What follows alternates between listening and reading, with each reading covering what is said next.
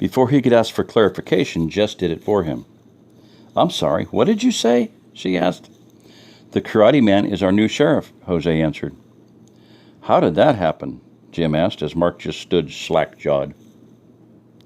Jose seemed only too happy to tell the story. "We were counting the votes each day as they came in. The first day the vote was split fairly even between Mr. Bowers and Deputy Barnes.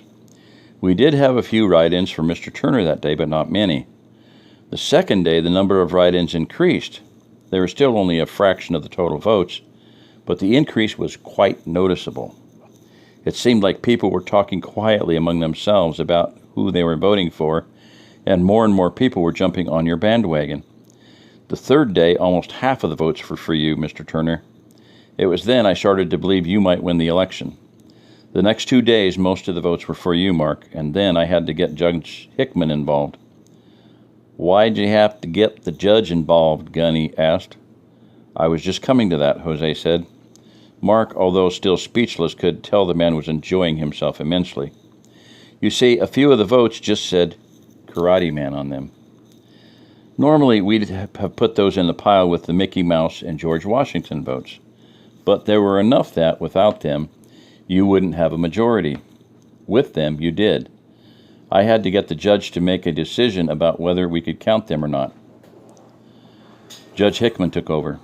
"In normal times, I wouldn't have allowed them, but it was obvious for whom the people were voting, and I felt dragging out the election would do no one any good. I asked Jose to do a recount just to make sure that you had a majority with the Karate Man votes. When you did, I decided to let them count.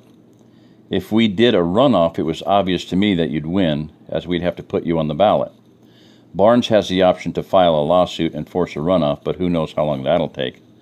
At least for now, you'll be the sheriff and everyone won't be left hanging, so to speak." Mark was flabbergasted. It was too much. Could he do it? There was no way he could fill Kurt's shoes. 1,000 other thoughts ran through his mind.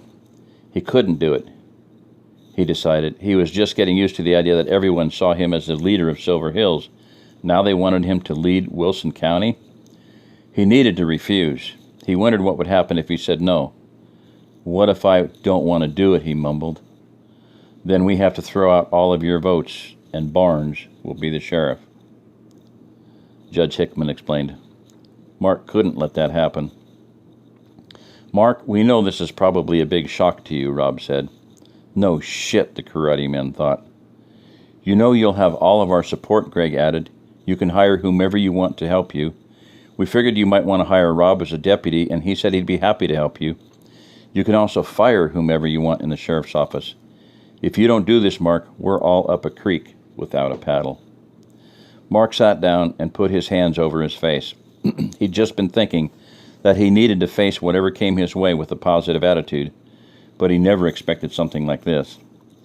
He pulled his hands to the side of his face as if he was playing peekaboo, and looked at the 4 men who'd brought the startling news. "Will you do it?" the judge asked. Mark simply nodded his head. A thunderous cheer arose from everyone there. Jess put her arm around Mark and whispered in his ear, "Can't you say anything?" He wasn't sure. Only one word formed in his throat. It was the only one that could express the wide range of emotions he was feeling. As it began to travel up across his tongue, he realized it would cost him $1, but now he had a job, he could afford it. "Damn!"